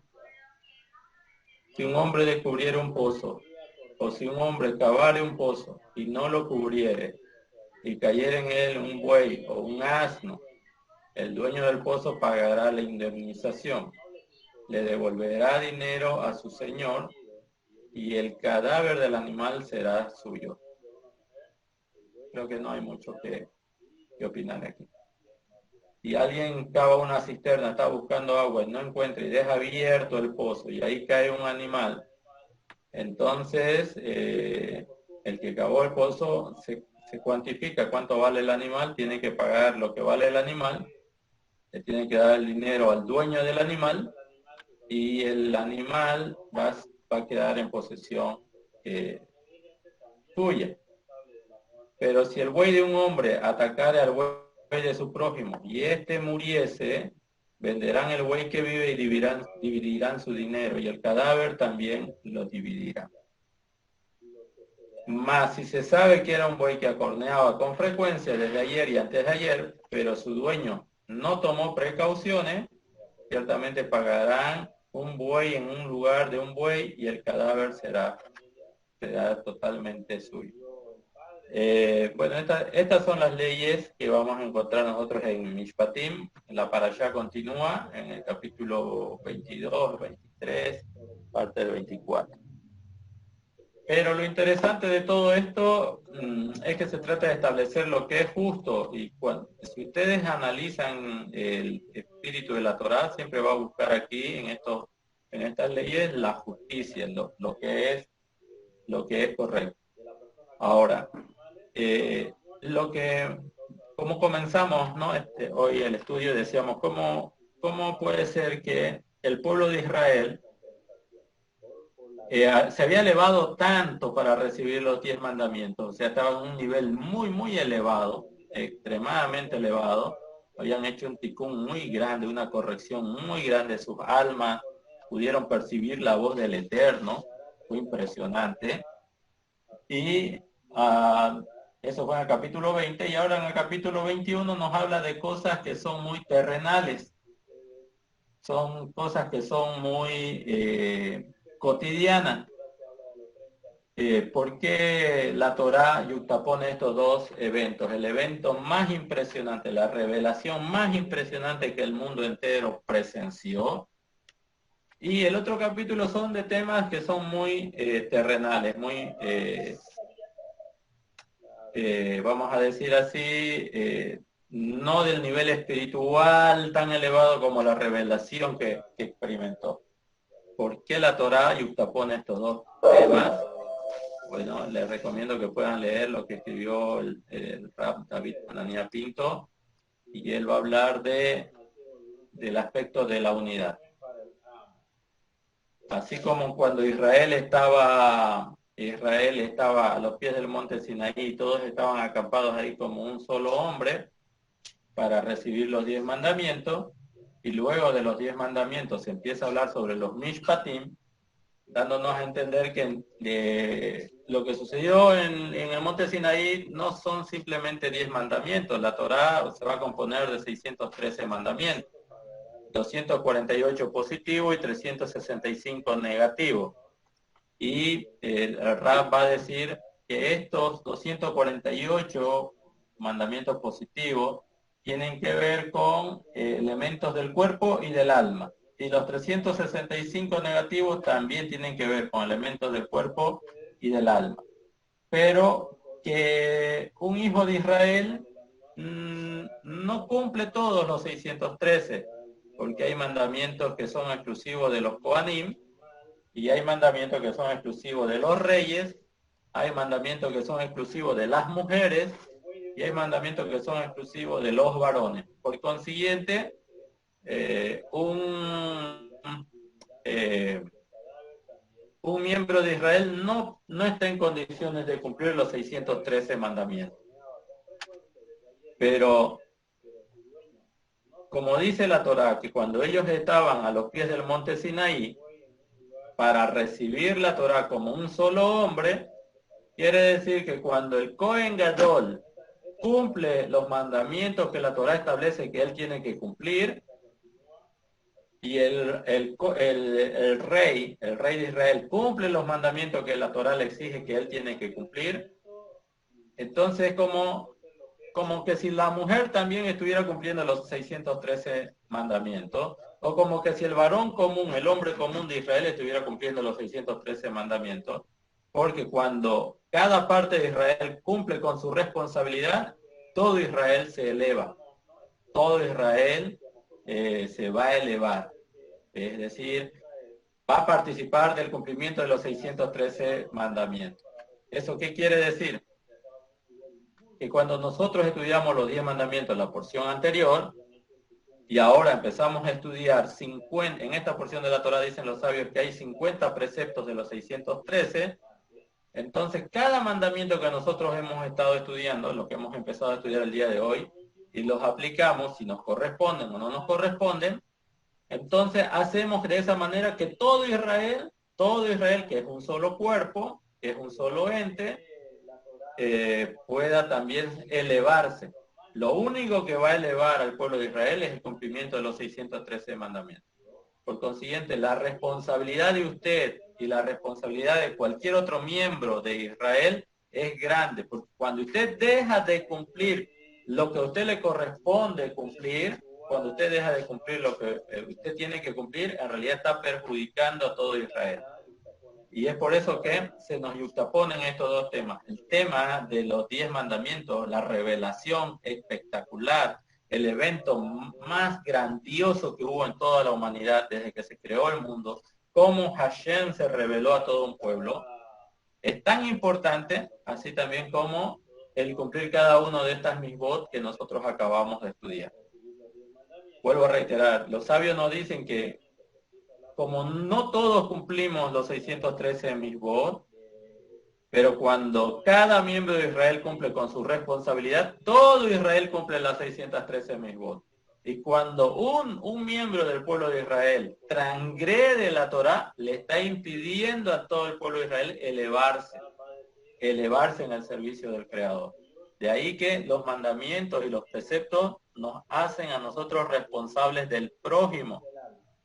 Nosotros somos responsables unos de los otros. Cuando yo dejo de cumplir una de las misbah, no solamente me estoy perjudicando yo, sino que estoy perjudicando a mis demás hermanos. Y cuando yo me esfuerzo por cumplir lo que a mí me corresponde, yo le estoy dando también elevación espiritual a mis demás hermanos. Cuando yo estoy cumpliendo, veo una persona que está en mucha necesidad y esa persona no tiene forma de pagarme, pero yo lo tomo como un siervo, por así decirlo. O sea, obviamente en estas condiciones en la actualidad no se dan esas condiciones. Pero vamos a suponer que estamos en los días de Moshe y yo le doy la posibilidad de que él venga a mi casa, trabaje conmigo, me ayude y él se desarrolle, me ayude a desarrollarme. Entonces yo estoy cumpliendo con una misbah y todo Israel se está elevando. ¿Ya? Entonces, esto de estudiar los preceptos, de estudiar los mishpatim, de estudiar los mandamientos, tiene que ver de nuestra relación entre todos. Tenemos nosotros la responsabilidad de estudiar la Torá y vivirla, porque solamente viviendo la Torá vamos a elevar el estado espiritual de todo Israel. Si nosotros postergamos el estudio y la aplicación de la Torá en nuestras vidas, igual Israel se va a ver impedido de elevarse. Entonces es muy importante ese concepto, la unidad. Cada misbah tiene responsabilidad en relación con mi prójimo. Cuando yo dejo de cumplir una de las misbah del Eterno, estoy dañando a mi prójimo y me estoy dañando a mí mismo. No sé quién publicó el otro día en el grupo, decía, el que da sedaká en realidad se está ayudando a uno mismo. Pero la sedaká es ayudar al prójimo. Claro que es ayudar al prójimo. Pero también el hecho de cumplir esa misbah en beneficio trae que nosotros nos elevemos. Entonces, el hecho de dar sedaká en realidad no solamente beneficia al receptor, sino por sobre todo al que da. Porque de eso representan los mandamientos. Entonces, Mishpatim no significa que están en un nivel mucho más por debajo de los 10 mandamientos. No, no quisimos decir eso, sino más bien que Mishpatim y la porción Yitro y la porción Mishpatim se complementan. Ambos estudios de los mandamientos nos permite que Israel se eleve. Todos somos responsables del prójimo. Y eso es Israel. Es eso lo que quiere transmitir la Torá y los sabios. Que Israel es una entidad. Y así como un cuerpo, cuando un miembro del cuerpo se lastima, todo el cuerpo lo sufre. Ese es el objetivo de entender qué es Israel y para qué son las Mishpot. Entonces, Mishpatim, lejos de ser temas mundanos o temas materiales, en realidad lo que busca es la elevación de todo el pueblo de Israel. Y vuelvo a reiterar, cuando el Cohen está cumpliendo su Mishpah, sus Mishpot, todo Israel se está elevando. Cuando la esposa está cumpliendo su Mishpah dentro de su familia, las Mishpot de la mujer que le corresponden, todo Israel se está elevando. Y esa es la manera de entenderlo desde el punto de vista de los sabios. Muy bien, quisiera saber si hay alguna pregunta, alguna consulta, algún comentario que quieran desarrollar antes de despedirnos. Adelante.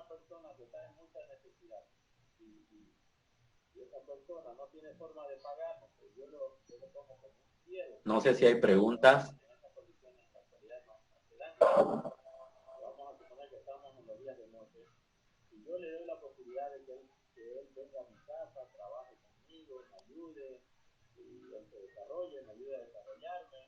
¿No hay preguntas? ¿Algún comentario?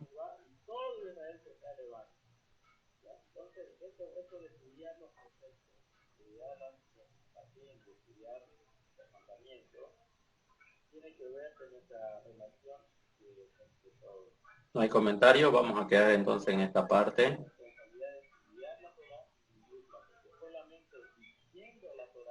Ok, vamos a hacer una bendición para despedirnos y nos reencontraríamos el día jueves. Hay unos temas interesantes que vamos a estar analizando el día jueves. Sobre la restitución, sobre el año Shemitah, el Shabbat, las festividades, también vamos a hablar un poco de las festividades, así que el día jueves continuamos con más regulaciones de la Torá en Parashat Mishpatim. Muy bien. Vamos a quedar en esta parte. Y vamos a pedirle a nuestro hermano Víctor Gaspa de Cochabamba. Hermano Víctor, ¿usted puede realizar una bendición para despedirnos, por favor? Sí, hermano. Muy bien, adelante. Padre bendito, poderoso Dios, Rey de nuestras vidas, gracias te damos, Señor, por esta ocasión, por esta reunión, Señor, que se ha llevado a cabo para beneficio nuestro, Señor, y todos los hermanos que conformamos la comunidad y todos aquellos que están llamados y están siendo llamados para formar parte de tu gran pueblo, Señor. Gracias, bendito Dios, por estas enseñanzas, Señor, por la vida de cada uno de nuestros hermanos de la comunidad, de los que son actualmente hijos de tu pueblo y los que van a ser lo que queda mientras usted lo determine, Señor. Gracias, papito amado, por todo, Señor.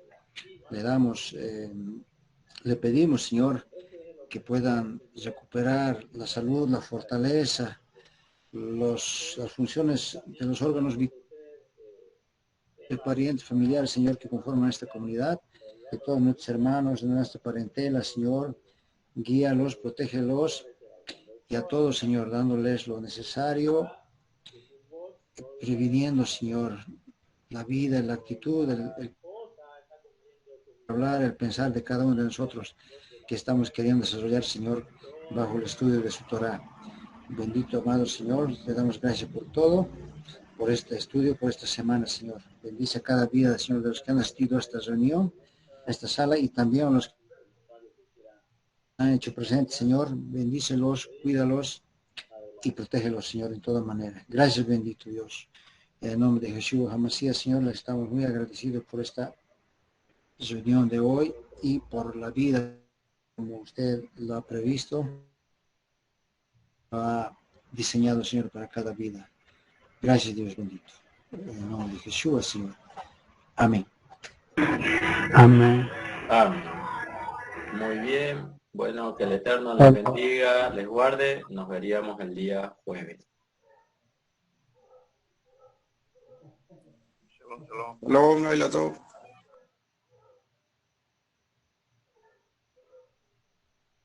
El comentario, vamos a quedar entonces en esta parte.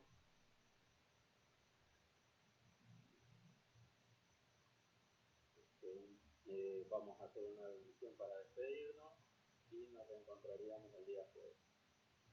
Hay unos temas interesantes que vamos a estar analizando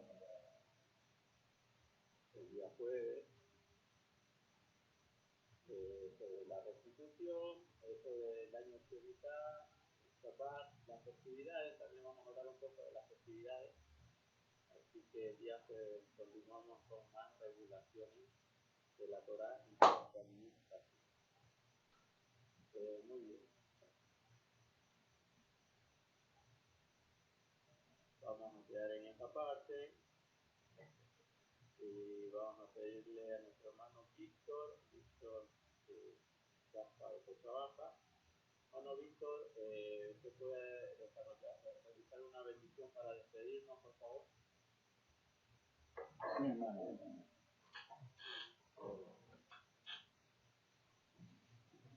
Padre bendito, gracias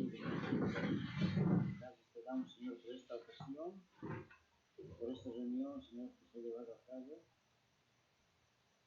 para beneficio nuestro, Señor, y todos los hermanos que continuamos la comunidad, y todos aquellos llamados y están siendo llamados para formar parte de tu gran pueblo. Gracias, bendito Dios, por estas enseñanzas, Señor, por la vida de cada uno de nuestros hermanos, de la comunidad, de los que son actualmente hijos de tu pueblo y los que van a ser mientras tú lo determines. Gracias por tu llamado, por todo, Señor.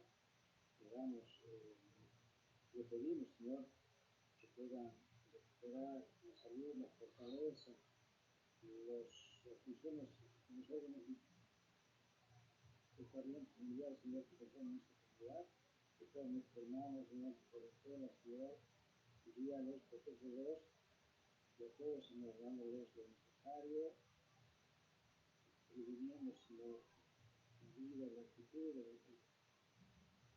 hablar, el pensar de cada uno de nosotros, que estamos queriendo celebrar, Señor, bajo el estudio de su Torah. Bendito, amado Señor, y te damos gracias por todo, por este estudio, por esta semana, Señor. Bendice cada día, Señor, los que han asistido a esta reunión, esta sala, y también los han hecho presentes, Señor. Bendícelos, cuídalos y protégelos, Señor, de toda manera. Gracias, bendito Dios. En el nombre de Jesús, Mesías, Señor, estamos muy agradecidos por esta reunión de hoy y por la vida que usted lo ha previsto para diseñar, Señor, para cada vida.